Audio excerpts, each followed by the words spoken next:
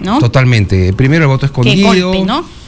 Y esto se debe pues a una mala política interna del partido de gobierno de no haber sabido coordinar desde el principio, hace 4 años, con los miembros de su bancada, ¿no? Gente que se ha sentido desplazada, que no han conversado con ellos, ha habido una costra, la soberbia ha sido, digamos, la peor consejera. Durante estos 4 años, y ojalá que se digamos, logre enmendarse en el último año. Pero una soberbia que además ha dejado clarísimo que el Congreso de la República durante los últimos años, y más aún durante la última, con Ana María Solórzena, era casi pues un apéndice del Ejecutivo. Sí, la inclinación era total. La soberbia, como tú dices, los parlamentos, ya se vio el año pasado, Solórzano gana por 2 votos. ¿Cabe la posibilidad de que las reformas electorales que demandan de todos los sectores se lleven a cabo en esta legislatura? El plazo es muy corto. Tenemos la convocatoria de elecciones generales y congresales, debe hacerse octubre, ¿no? Hasta el 10 de octubre, me parece. Entonces el Congreso tiene que, creo yo, en este corto periodo, afinar bien una agenda corta de alto impacto, ¿no? Una agenda corta implicaría la revisión del tema del voto preferencial y algo muy importante en mi concepto, el financiamiento de los partidos políticos, tanto en forma pública como privada. 2 meses, agosto y septiembre. Así es. ¿Alcanza? Podría ser voluntad política, sí, Roxana. Todo depende de la voluntad de las fuerzas políticas congresales que esto se lleve a cabo. Y tiempo, cuando hay voluntad, el tiempo sobra. Claro, digamos, Lucho Iberico ha dicho que sí, pero no solo depende de él. Claro, él tiene que hacer una labor concertadora, cosa que no ha habido últimamente. Él tiene que llamar a los presidentes de bancada y decirles, bueno, ¿qué les parece si el Congreso hace estos temas, cortos y pequeños? Luego reunirse con los presidentes de comisiones. O sea, él tiene que hacer un trabajo de coordinador, abrir sus puertas, llegar al diálogo. No hay una mayoría absoluta en el Congreso, por lo cual, en esas circunstancias, lo mejor es abrir la puerta, el diálogo, abrir la cancha, para que todos puedan converger en puntos pequeños, pero de alto impacto. ¿Cuál debería ser la diferencia que marque este tipo de manejo, esta mesa de cómo desde la mesa directiva se puede dar la imagen, no solo dar la imagen, o sea, dar muestras de que se está trabajando de una manera distinta a lo que han sido los últimos 4 años? ¿Por dónde deberían empezar? Mira, deberían empezar en principio por golpearse el pecho todos los miembros del Congreso. No hay nadie que escape a la responsabilidad que tengamos un Parlamento solamente con el 12% de aprobación. Creo que Iberico debe, en principio, como te dije, reunirse con los presidentes o los jefes de bancada. Luego de ello, hacer un trabajo con los presidentes de comisiones. Y luego de ello, hacer una reunión de trabajo también con los presidentes de las comisiones investigadoras. Él ha dicho, y me parece bien, que este tema no debe tratarse en campaña electoral. Me parece perfecto. Pero para ello, precisa matar todos los temas de investigación que tiene el Congreso. El Congreso no es la Fiscalía de la Nación, ni tampoco es el Poder Judicial. El Congreso tiene que, en sus investigaciones, encontrar indicios. Si encuentra algún indicio, corre traslado a la Fiscalía. Se acabó. Entonces, él tiene que hacer un corte. De manera que... Y sin que eso se confunda como una señal de impunidad. Así es, porque él va a hacer que darle un plazo a las presencias a las comisiones investigadoras de 30 días para que culminen sus investigaciones y hasta donde haya encontrado indicios razonables de acusación y de denuncia, se haga. Con esto no quiere decir que haya impunidad. Lo que se quiere decir es que una vez que el Congreso encuentra algún indicio de responsabilidad penal, la investigación continúe en la Fiscalía de la Nación. Ahora, ¿eso qué significaría? Que todas las comisiones que en este momento están trabajando algunos temas, Orellana, Centralitas, etc., Martín Belaúnde del Ocio, deberían entregar ya sus informes finales. En algunos casos se han dicho el 31 de agosto, por ejemplo, en el caso de Marisol Pérez Tello. Y a partir de ahí, ya lo que continúe ya no son comisiones investigadoras políticas. Claro, podrían verse... Por el tema de no manchar, no dañar el proceso electoral. Exactamente, porque vamos a tener una campaña electoral llena de insultos, de acusaciones, ¿no? Y no tendremos una campaña electoral de propuestas, que creo que lo que el país necesita son propuestas concretas de los candidatos. Y olvidarnos de las campañas tradicionales que hemos tenido en los últimos tiempos y volver a una campaña electoral seria, ¿no? Sí, ahora, es amplio el pedido y yo no estoy segura si esto corresponda realmente al Congreso de la República, y es que el Congreso de la República maneje o resuelva el tema de la inseguridad ciudadana. Mira, ¿hasta dónde puede colaborar el Congreso con esto? Además, en momentos en que ya ha otorgado facultades legislativas al Ejecutivo para este tema. Mira, el Congreso sí tiene la posibilidad de colaborar en estos temas. ¿Cómo? Tenemos que ver un Congreso que no solamente se enfrasque en su poder legislativo, sino que también el Congreso sea un ente de coordinador con los otros poderes del Estado. Tenemos en el Congreso tiene una comisión de inteligencia, por ejemplo, una comisión en la cual pueden reunirse, porque básicamente el tema de la seguridad es una inteligencia policial, pero también podría incorporarse la inteligencia militar. Es decir, todos los actos delincuenciales se planifican. Además estamos ya frente a organizaciones, en algunos casos no son carteles de narcotraficantes, pero por lo menos carteles de intermediarios bastante fuertes. Exactamente, entonces hay un trabajo organizado en el cual los delincuentes realizan y que la labor de inteligencia podría prever. Si se juntan las inteligencias policíacas y la inteligencia militar, podríamos también mejorar los niveles de seguridad en el país. Y el Congreso sí lo puede hacer, puede ser un ente coordinador. El Estado es global, el Estado no son parcelas, entonces el Parlamento tiene la posibilidad de hacerlo. Cuando ese es coordinador, ¿es más en el plan fiscalizador, exigiendo cuentas, demandando resultados? La exigencia, claro que sí. ¿Por qué? Porque otra de las funciones que tiene el Parlamento es la representación. Es decir, cada uno de los señores que están sentados en el Congreso ahorita nos representa. Pero el Congreso ha abdicado en su función de representación. Todos los trabajos que existen para representar al pueblo en el Parlamento son esfuerzos individuales. Para hacerla corta, la función legislativa tiene comisiones que respaldan esa función, la de economía, educación, trabajo. El control político y la fiscalización también tienen sus comisiones. Y ya veo que no tengo la sartén por el mango, políticamente hablando. Lo que me toca es tender puentes, no generar más rencores ni enfrentamientos. Y creo que no es inteligente la actitud ahorita de la bancada del gobierno. Sí, pues bien. Bueno, estábamos comentando de que es cierto, o sea, uno no se siente representado en el Congreso, ninguno. Nadie. O sea, más allá de que tú digas, este es mi congresista porque yo soy de provincia, no sé, no, tampoco pasa con los de Lima, ni con los de ninguno.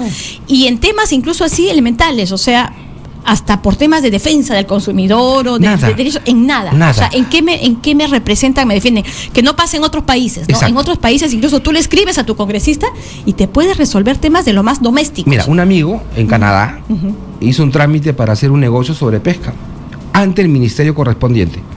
A los 15 días recibe un correo electrónico de un señor que era su congresista y le dice, me he enterado que usted ha hecho un pedido al ministerio tal. Desde este momento yo voy a tomar su pedido para que se lo agilicen. O sea, él nunca se dirigió al congresista, pero hubo un vaso comunicante por internet entre el ministerio y el Congreso que le dieron cuenta al congresista que había un hombre de su distrito electoral que había hecho un pedido a ellos. Y que él se iba a preocupar de manera personal por ese tema. Por ese pedido que él había hecho. Imagínate, eso ya es para nosotros una utopía, el sueño esperado. Pero y ahora más en estos temas, como señalábamos, de seguridad ciudadana. Entonces tú sientes que desde la Comisión de Inteligencia se podría hacer una especie de un seguimiento puntual y hasta aportar, ¿no es cierto? Con expertos, una comisión pues fortalecida. Exactamente. Eso ya es algo, no necesariamente estar dando leyes. No necesariamente, porque tenemos función de control, de legislación y fiscalizar. Entonces esta función de representación tiene que ser, por ejemplo, el Congreso no tiene una comisión de representación en el cual se reúnan los parlamentarios y llamen a los responsables de los ministerios y junten junto a los ciudadanos al frente porque no cumplen sus pedidos ni sus demandas sociales. Por ejemplo, este gran obstáculo que señalan muchos, que es la tramitología, que es lo que viene de alguna manera deteniendo las inversiones, ¿se podría encontrar un rol más activo también desde el Congreso en ese sentido? Claro que sí, se puede. Mira, antiguamente la delegación de facultades no han sido abiertas. Se creaba una comisión que revisaba antes de la publicación del decreto legislativo, la comisión en el Congreso la revisaba y le incorporaba algunos elementos que el Parlamento deseaba. Y después de eso recién se promulgaba el decreto legislativo producto de una delegación de facultades. O sea, era un trabajo de carácter mixto. Y eso es lo que debe hacerse. El Congreso no es un estanco, como tampoco lo es el Poder Ejecutivo, como tampoco lo es el Poder Judicial. Entonces, esa visión de Estado global tenemos que aplicarla hoy. Y tienen que recordarnos que están vivos, ¿no es Así cierto? Es, sí. Esa vitalidad, mira, eso que fluya, que exista. Ayer, Roxana, te juro, cuando cada parlamentario iba siendo llamado para votar, yo he visto caras que nunca las he visto en 4 años. Y seguramente le ha pasado a muchos de nuestros oyentes hoy día. ¿Quiénes son? ¿De dónde salieron? Es este señor. Caras nuevas, apellidos nuevos. Y yo me preguntaba, ¿y ese estaba en el Congreso 4 años? Y no lo he visto. ¿Qué pasó aquí? Entonces, eso es, los parlamentarios no tienen una relación directa con sus ciudadanos y esto también hay que modificarlo. Quería conversar contigo otro tema que lo estoy escuchando cada vez con más frecuencia. Es cierto que se ha escuchado siempre, pero ahora empieza a ser ya casi un tema en varias marchas, en varias protestas y de parte de varios sectores de izquierda. Ayer en Panorama hicimos un reportaje sobre el FUDEP, ¿no? Que viene a ser el vientre de alquiler del Movadef, pero también de los etnonacionalistas. O sea, la señora Jara dice, está bien, allá el Jurado Nacional de Elecciones que ha tomado esa decisión. El Jurado Nacional es el ente encargado precisamente de entregar las credenciales. Que garantizó también el ingreso de ella. Efectivamente, pero bueno, nosotros no estamos de acuerdo y lo expresamos así. Estas formas democráticas... Creo que han empezado con pie izquierdo. Ellos pretenden convertirse hoy, me parece, en la nueva oposición. Sí, claro, están regresando a eso, solo les falta que termine pateando a alguien. Exactamente, o sea, están regresando a ese modelo, creo que a destiempo, estamos manejando diferentes espacios-tiempos, y que no deben comportarse de esta manera. Creo que ellos han tenido el Parlamento por 4 años, y una actitud como esta, en la primera sesión de un presidente distinto al de ellos, no lleva a nada bueno, y no auguro un buen comportamiento de ellos para esta legislatura, ¿no? Sí, pues sí, la verdad que sí, a mí también me ha llamado la atención y es penoso que empiece así. Bueno, entonces te comentaba, ¿y cuál es el discurso recurrente en todos estos? Es que el retorno a la Constitución del 79, eso ya no es viable. Ya no es viable por ningún lado, ¿no es cierto? No, ya no. A ver, formalmente, ¿por qué no? ¿Por qué no? Fue una Constitución del año 78, de esto ya han pasado más de 30 años o un poco más. Es una constitución por la cual tenía en su lectura aspectos muy bonitos, pero que en la práctica eran inaplicables, porque tú sabes que para distribuir riqueza primero hay que crearla. Y esta constitución, mal o bien, ha generado los pilares para un crecimiento económico en el cual todos los sectores de alguna manera nos hemos beneficiado y el país se ha beneficiado. Creo yo que el caballito de batalla de regresar a la bicameralidad, por ejemplo, o volver a una constitución que tuvo en su momento vigencia y que no dio resultados casualmente por la carencia de un crecimiento económico en el país, no es lo más saludable para retornar o creer intentar ingresar al espacio político público, ¿no? Creo que no es un buen discurso. No, y además en términos incluso ya más formales, o sea, requerirías 2 legislaturas extraordinarias, pero sobre todo un compromiso o querer hacerlo, ¿no? Y yo creo que de ningún grupo político existe... Yo creo que hay un error de los grupos políticos, es como si tú manejaras un auto viendo el espejo retrovisor. Te dan las riendas para conducir un vehículo o conducir el gobierno, sea cual fuere, regional, municipal o gobierno central, pero te la pasas hablando del pasado. Lo que el Perú quiere es cosas del futuro. Quiere que los ciudadanos queremos encontrar sueños, encontrar que queremos un país distinto. Cuando tú agarras y prendes la televisión y ves el cable y ves países distintos al nuestro con tanto bienestar, nos provoca también a nosotros llegar a ese bienestar. Pero con los políticos que tenemos en las actuales circunstancias, creo que no se está haciendo viable, porque paran hablando del pasado, que cometió errores, que hizo esto o el otro o aquel, pero no nos inyectan la energía para poder conducir un país mirando hacia el futuro. Ahora, otras de las críticas, de los cuestionamientos, es que nuestros políticos se enfrascan en discusiones muy de la coyuntura y muy de la investigación y muy del adjetivo, pero los temas puntuales no se están discutiendo. No. O sea, no hay un debate respecto a qué hacer con la seguridad ciudadana, qué hacer con el tema de la economía. No hay ese debate de posiciones, de posturas. ¿Cómo los motivamos a que lleguen a eso? Trayéndolos aquí y preguntándoles directamente, señor, preguntando si terminan volviendo al tema ya. Imagínate, yo soy parte, apuesto por estas investigaciones anticorrupción, Nadine, Martín Belaúnde Locio y todo, pero incluso cuando no les preguntas sobre eso, terminan en eso. Es que mira, y en el insulto fácil. Sí. ¿Por qué? Por ejemplo, yo acabo de hace unos días escuchar un posible candidato presidencial y también se diluye en la retórica. Le preguntan temas concretos ¿Qué país sobre quieres economía y cómo manejarlo? Y no, hay una cosa gaseosa. Creo que tenemos que decir a los candidatos que se rodeen dentro de sus partidos políticos con sus técnicos. Hay mucho joven en los partidos políticos que no son escuchados, porque aún se mantienen los embudos y las costras estas en los partidos que no dejan avanzar. hacia los técnicos, hacia las nuevas generaciones de políticos. Y creo que por ese lado tenemos que también crearles un poco, por ejemplo, la competencia interna entre sus partidos. ¿Qué significa esto? Invitemos pues a otros representantes de sus partidos que no son ellos también para que nos hablen de lo mismo. Entonces, cuando vean que estos chicos tienen espacio político y periodístico y con ideas nuevas, que, claro, van a ponerse las pilas también. Claro, hay que generar sana competencia entre sus propios militantes de los partidos, porque hay chicos buenos y jóvenes profesionales que quieren incursionar en política, pero a veces en sus partidos no les dan espacio para eso, porque hay mucho celo y insana competencia. Por ejemplo, tenemos que fortalecer en este sentido lo siguiente: los partidos políticos son las verdaderas escuelas de gobierno.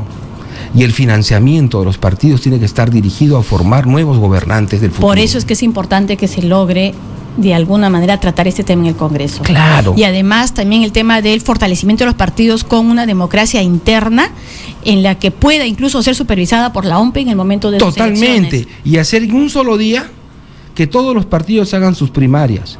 Y el ciudadano que quiere ir a votar libremente al partido A ya no podrá votar en el partido B.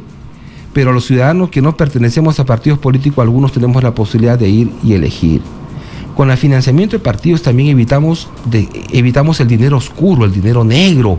Hay muchos privados que le dan por debajo de la mesa al partido político, y en el partido político ni siquiera lo ponen para las campañas, sino se nos guardan. Entonces es necesario también hay un proyecto importante que ha presentado la OMPE, que está relacionado a este financiamiento al financiamiento de empresas privadas, claro, efectivamente. En la que estaban así varios gremios. Claro. ¿Y eso te parece viable y que va de alguna manera a transparentar? Sí, porque se hace una bolsa y que la manejan los órganos electorales, y los órganos son quienes distribuyen a los partidos, pero no le dan la plata. Sino el partido le dice: quiero traer a tales personas para que capaciten a mis técnicos, y en función a ese presupuesto el OMPE lo hace.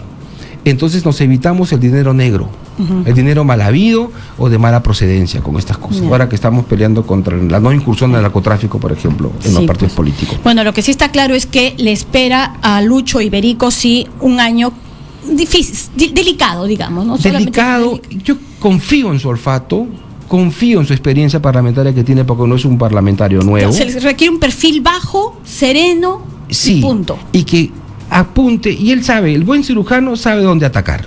No hay necesidad de ir nuevamente a la universidad para ser un buen médico cuando ya tienes la experiencia pertinente. Bien, ha sido José Chevasco, ex oficial mayor del Congreso de la República y analista político, que nos ha acompañado esta mañana para ver qué le espera al próximo Congreso. Hacemos una pausa y